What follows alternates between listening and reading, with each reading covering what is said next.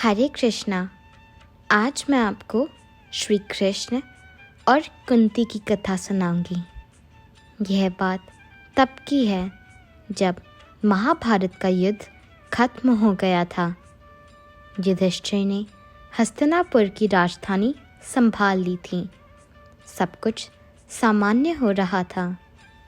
एक दिन वो घड़ी भी आई जो कोई पांडव नहीं चाहते थे। भगवान श्री कृष्ण द्वारिका लौट रहे थे। सारे पांडव दुखी थे।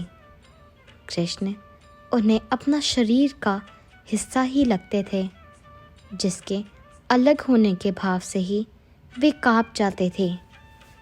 लेकिन कृष्ण को तो जाना ही था।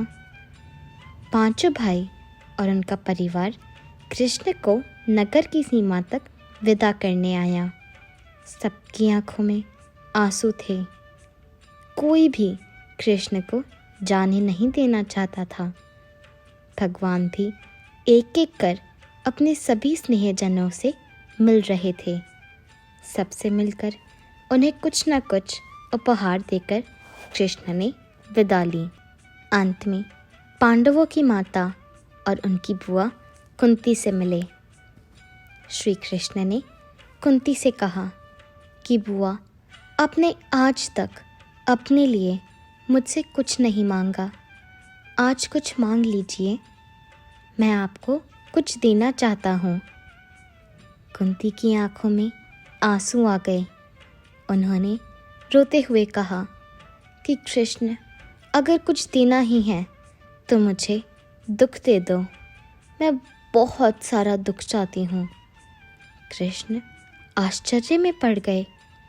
कृष्ण ने पूछा, ऐसा क्यों बुआ, आपको दुख क्यों चाहिए?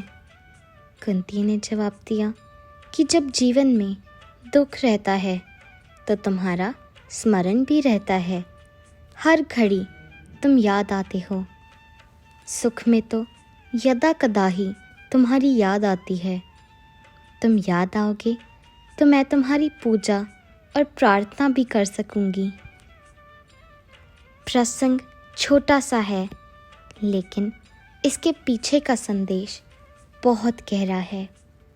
अक्सर हम भगवान को सिर्फ दुख और परेशानी में ही याद करते हैं।